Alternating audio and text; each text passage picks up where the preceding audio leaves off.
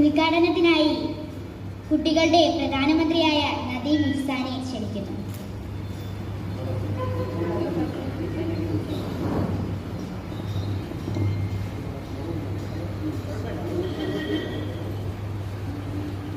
ഈ യോഗത്തിന്റെ അധ്യക്ഷയും കൊല്ലം ജില്ലയിലെ കുട്ടികളുടെ പ്രസിഡന്റുമായ കുമാരി നിത്യ,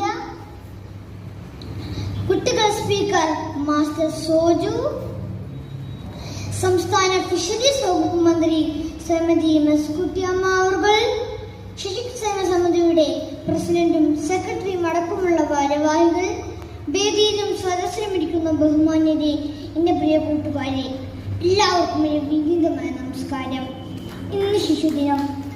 ഇന്ത്യൻ സ്വാതന്ത്ര്യ സമരത്തിന്റെ മുന്നണി പോരാളിയും ഭാരതത്തിന്റെ പ്രഥമ പ്രധാനമന്ത്രിയും നമ്മുടെ അഭിമാനവുമായ പണ്ഡിറ്റ് ജവഹർലാൽ നെഹ്റുവിന്റെ ജന്മദിനമാണ് നാം ശിശുദിനമായി ആഘോഷിക്കുന്നത്.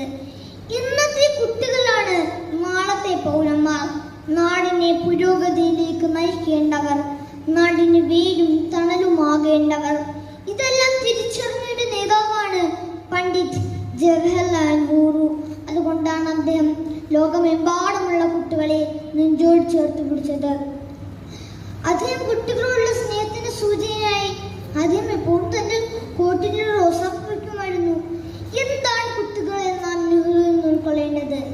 സൂര്യസ്തമിക്കാത്ത സാമ്രാജ്യമായ ബ്രിട്ടീഷുകാരുടെ സാമ്രാജ്യത്തെ തോൽപ്പിക്കാൻ പറ്റുമെന്നുള്ള മനോധൈര്യം, അവരുടെ ആത്മവിശ്വാസം, അതാണ് കുട്ടികളെ നാം നെഹ്റുവിൽ നിന്ന് ഉൾക്കൊള്ളേണ്ടത്. അദ്ദേഹം നല്ല സ്വാതന്ത്ര്യ സേനാനി മാത്രമല്ലായിരുന്നു, ഇന്ത്യയുടെ ആദ്യത്തെയും എക്കാലത്തെയും. അദ്ദേഹം ഒരിക്കൽ പറയുകയുണ്ടായി, ഞാനൊരു തീരുമാനം എടുക്കുമ്പോൾ അതെന്റെ രാജ്യത്തിലെ ഏറ്റവും പാവപ്പെട്ട മനുഷ്യന് അതെങ്ങനെ സ്വാധീനിക്കുമെന്ന് ചിന്തിച്ചുകൊണ്ട് മാത്രമേ ഞാൻ ഓരോ തീരുമാനങ്ങൾ എടുക്കുകയുള്ളൂ. അതുകൊണ്ടാണ് നമ്മുടെ ഇന്ത്യ സോഷ്യലിസ്റ്റ് ഇന്ത്യ ആയത്. അതുകൊണ്ടാണ് നമ്മുടെ ഇന്ത്യ ലോകത്തിലെ ഏറ്റവും വലിയ ജനാധിപത്യ രാജ്യമായത്. അദ്ദേഹം ആധുനിക ഇന്ത്യയുടെ ശില്പി എന്നറിയപ്പെട്ടിരുന്നു. അദ്ദേഹം നല്ല പ്രധാനമന്ത്രി മാത്രമല്ലായിരുന്നു, നല്ല എഴുത്തുകാരൻ കൂടിയായിരുന്നു. ഈ കോവിഡ് കാലത്ത് മിക്കവാറും ആൾക്കാരും വീട്ടിൽ അടച്ചു പൂട്ടിയിരിക്കുകയാണ്. അപ്പോൾ നിങ്ങൾ ആലോചിച്ചു നോക്കണം, നെഹ്റു ജയിലിൽ വെച്ച് തന്നെ തന്റെ പ്രിയപ്പെട്ട മകൾക്ക് വേണ്ടി ഒരുപാട് കത്തുകൾ എഴുതിയിട്ടുണ്ട്. അത് പിന്നെ ഒരു പുസ്തകമായി. ഒരച്ഛൻ മകൾക്ക് അയച്ച കത്തുകൾ അതെന്നറിയപ്പെട്ടു. 1947 ഓഗസ്റ്റ് 15 അർദ്ധരാത്രി ചെങ്കോട്ടയിൽ ചരിത്രം ഓങ്ങുന്ന മണ്ണിൽ നിന്ന് നെഹ്റു പറഞ്ഞു, ഇന്ത്യയിൽ ഇരുട്ടുമായി വെളിച്ചം വരുന്നിരിക്കുന്നു. കുട്ടികളെ ശരിക്കും നമ്മുടെ ദൗത്യം എന്താണ്? ഗാന്ധിജിയും നെഹ്റുവും ഒക്കെ പകർത്തുന്ന ആ വെളിച്ചത്തെ കെടാതെ സൂക്ഷിക്കേണ്ടതാണ് നമ്മുടെ യഥാർത്ഥ ദൗത്യം.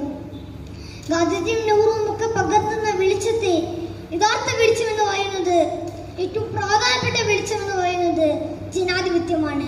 ഒരിക്കൽ ഗാന്ധിജിയുടെ അടുക്കിലേക്ക് വന്നൊരു കുട്ടി ചോദിച്ചു, ഗാന്ധിജി എന്താണ് ജനാധിപത്യം? അപ്പോൾ ഗാന്ധിജി പറഞ്ഞു, നീ ഓട്ട മത്സരത്തിൽ പങ്കെടുത്തു എന്ന് വിചാരിക്കുക, നീ അത് ജയിച്ചു എന്ന് കരുതുക. നിന്റെ പിറകെ കുറച്ച് പേര് ഓടിയത് കൊണ്ട് മാത്രമാണ് നീ ജയിച്ചത്. അതാണ് ജനാധിപത്യം, അതാകണം ജനാധിപത്യം. തോറ്റെവിടെയും കൂടിയാണ് ഈ രാജ്യമെന്ന് നമുക്ക് ഗാന്ധിജി മനസ്സിലാക്കി തന്നു. ഗാന്ധിജിയും നെഹ്റുവും ഒക്കെ സ്വപ്നം കണ്ടതുപോലെ സന്തോഷിക്കുന്ന ബാലങ്ങളാവാൻ നമുക്ക് കാര്യം. കാരണം അതിന് ചരിത്രത്തിലും വർത്തമാനത്തിലും ചില മാഞ്ചുകളുണ്ട്. പഞ്ചമി നിങ്ങൾക്ക് ഓർമ്മയില്ലേ?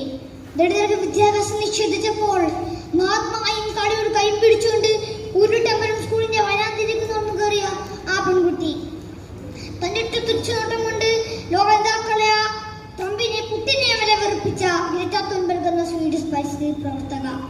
ഗാന്ധി കേരളത്തിൽ വന്നപ്പോൾ അദ്ദേഹത്തിന്റെ കൈകളിലേക്ക് തന്റെ സ്വർണ്ണമാല ഊരിക്കൊടുത്ത കൗമുദി എന്ന പെൺകുട്ടി.